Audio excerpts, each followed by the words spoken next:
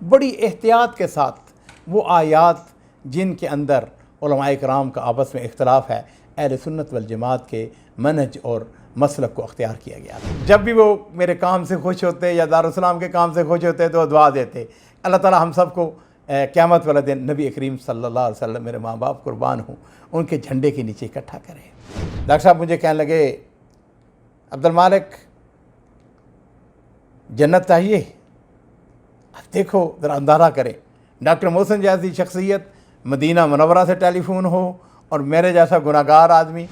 بسم اللہ الرحمن الرحیم۔ ناظرین اکرام، نوبل قرآن کی اشاعت کی بات ہو رہی تھی۔ اللہ تعالیٰ نے قرآن پاک کی برکت سے دارالسلام کے اوپر اپنی رحمتوں کے دروازے کھول دیے، اور بلا شبہ قرآن پاک کو جو بھی کسی بھی انداز میں اس کے ساتھ اپنا رابطہ، اپنا تعلق قائم کر لیتا ہے، اللہ تعالیٰ اس کو عزت عطا فرماتے ہیں۔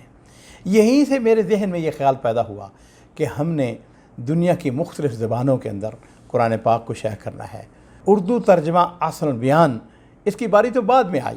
انگلش زبان کے اندر قرآن پاک جس وقت یہ شائع ہوا تو اس کی کیفیت الحمدللہ یہ تھی کہ اس کے اندر چونکہ عقیدے اور منہج کی کوئی غلطی نہیں تھی، بڑی احتیاط کے ساتھ وہ آیات جن کے اندر علماء کرام کا آپس میں اختلاف ہے، اہل سنت والجماعت کے منہج اور مسلک کو اختیار کیا گیا تھا۔ میں نے جیسا کہ عرض کیا کہ اس کی حاشیے کے اندر جتنی احادیث ہیں وہ سب کے سب صحیح ہیں، اس لیے کہ عموماً وہ بخاری شریف سے لی گئی ہیں یا صحیح مسلم سے لی گئی ہیں، یا کچھ احادیث ہیں جو کہ ترمذی سے لی گئی ہیں۔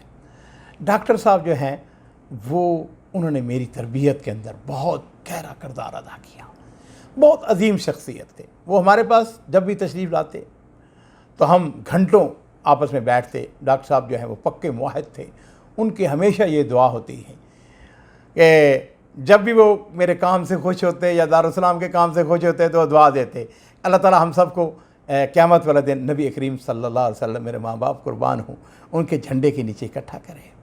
مجھے وہ کہا کرتے تھے، عبدالمالک دیکھو مت سمجھو کہ تم کو بڑی چیز ہو، کچھ نہیں ہو، تو یو آر نتھنگ۔ تم اپنے آپ کو بالکل نیچے لے جاؤ، تواضع اختیار کرو، ڈسٹ بنا دو، پاؤڈر بنا دو۔ یہ اللہ نے خاص تمہارے اوپر کرم کیا ہے، مہربانی کی ہے کہ اس نے یہ چابی تمہارے ہاتھ میں پکڑائی ہے، کہ اللہ تعالیٰ نے خاص تمہارے اوپر کرم کیا ہے کہ دیکھو یہ کام کرو، یہ دروازہ تم کھولو۔ اور بلا شبہ میں یہ بات کہوں گا کہ ناظرین کرام، دارالسلام نے جو بھی کام کیا یہ سب کا سب میرے اللہ کا کرم، اس کی مہربانی، اس کا فضل۔ اس نے بلا شبہ اپنی رحمت سے ہم جیسے ناکارہ لوگوں کا انتخاب کیا، اور میرے ساتھ ایک ٹیم جمع ہوتی چلی گئی۔ میں یہاں پر اپنے ناظرین کو یہ بتانا چاہوں گا کہ میں نے حتی الامکان کوشش کی کہ اپنے ساتھ کام کرنے والے، اپنے ساتھ متعاون، وہ ایک پوری ٹیم تھی جنہوں نے قرآن پاک کے نوبل قرآن کو شائع کرنے کے اندر حصہ لیا۔ یہاں پر ذکر تو ایک دو آدمیوں کا ہے، لیکن یہ پوری ایک ٹیم تھی، یہ ٹیم ورک تھا، اور اس کے اوپر ہم دن رات کام کرتے تھے۔ ایک دن ڈاکٹر صاحب کا مجھے فون آ گیا۔ ڈاکٹر صاحب مجھے کہنے لگے، عبدالمالک جنت چاہیے؟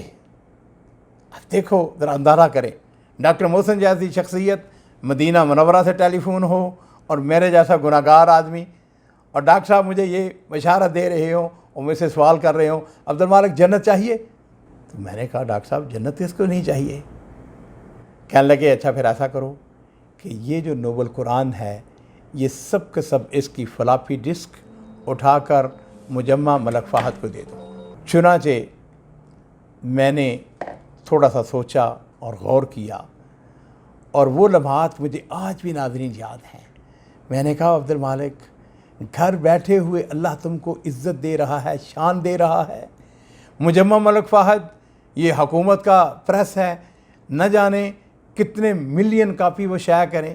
وہ میرے سامنے تخیل ہے اب بھی کہ ایک دفعہ وہ پرنٹ جب پریس کاپی چھاپے گا تو تمہیں اجر و ثواب مفت کا ملے گا۔ تو میں نے ڈاکٹر صاحب سے کہا، میں نے کہا ڈاکٹر صاحب مجھے بالکل جنت چاہیے۔ چنانچہ الحمدللہ ڈاکٹر صاحب کے حکم کے مطابق ان کے اماں پر، اور میں نے بھی الحمدللہ، اللہ کا تیرا شکر ہے، بڑی خوشدلی کے ساتھ وہ فلاپی ڈسک، اس زمانے میں پرانی باتیں ہیں، اب تو ڈسکیں آ گئی، اب تو USB وغیرہ آ گئیں کہ جن کے ذریعے ہم بڑے آسان ہیں، اس زمانے میں وہ فلاپی ڈسک تھیں۔ تو بہرحال وہ الحمدللہ ہم نے وہ سب کا سب مجمع ملک فہد کو پرووائڈ کر دیا۔ اس کا اللہ کے فضل و کرم سے ایک پائی بھی ہم نے نہیں لی، اور وہ اللہ کے فضل و کرم سے وہاں پر شائع ہو رہا ہے۔ اور ادھر دارالسلام نے بھی الحمدللہ بڑی شان و شوکت کے ساتھ، بڑی محنت کے ساتھ، آپ یقین جانیے کئی سال ایسے گزرے کہ جب بھی ہم شائع کرتے تھے وہ فوراً الحمدللہ ختم ہو جاتا تھا، لوگوں کی ڈیمانڈ بڑھتی چلی گئی۔ اس کے کئی اسباب تھے، اس میں سے ایک سبب جو تھا وہ ڈاکٹر محسن خان صاحب کی للہیت، ان کا اللہ کے ساتھ تعلق، ان کا تقوی، ان کی نیکی، ان کا اخلاص، اور ہمارے جیسے گناہ گار آدمیوں کا بھی اس کے اندر بہرحال کچھ نہ کچھ یہ ایک کردار کہہ لیجئے الحمدللہ تھا۔ اور اس میں میں اپنے ان ڈسٹریبیوٹرز کا، ان ساتھیوں کا جنہوں نے اس کو آگے بڑھانے میں ایک رول ادا کیا۔ آخری بات میں یہ صرف بتانا چاہوں گا کہ میں فریکوینٹلی بیروت جاتا تھا، جا کے سپروائز کرتا تھا جہاں پہ قرآن پاک چھپ رہا تھا۔ ایک دن وہ ہمارا جو ایجنٹ ہے یاسر طبا، اس کے پاس میں نے گاڑی دیکھی، خیر وہ پرانی گاڑی تھی، تو میں نے اسے پوچھا، میں نے کہا کہ یاسر یہ کتنے کی گاڑی لی ہے؟ کہنے لگا جس پرنٹنگ پریس سے ہمارا قرآن پاک چھپتا ہے اس کے مالک نے یہ مجھ کو گفٹ کے طور پر دے دی ہے، کہ اتنا زیادہ ماشاءاللہ ماشاءاللہ وہ قرآن پاک وہاں پر چھپتا ہے، وہ چھپتا ہے ایڈیشن پھر ختم ہو جاتا ہے۔ اور مجھے یہ بات بتانے میں خوشی ہے کہ کم سے کم 2.5 سے 3 ملین کاپی ہم نے دارالسلام کے پلیٹ فارم سے اس کو شائع کیا۔ مجمع ملک فہد نے کتنا شائع کیا وہ اللہ ہی جانتا ہے۔ اللہ تعالیٰ اپنے فضل و کرم سے ہماری ان کاوشوں کو قبول فرمائے۔ قرآن پاک کے سلسلے میں باتیں ابھی جاری ہیں، انشاءاللہ آئندہ ایپیسوڈ کے اندر ہم گفتگو کریں گے۔ وآخر دعوانا ان الحمدللہ رب العالمین۔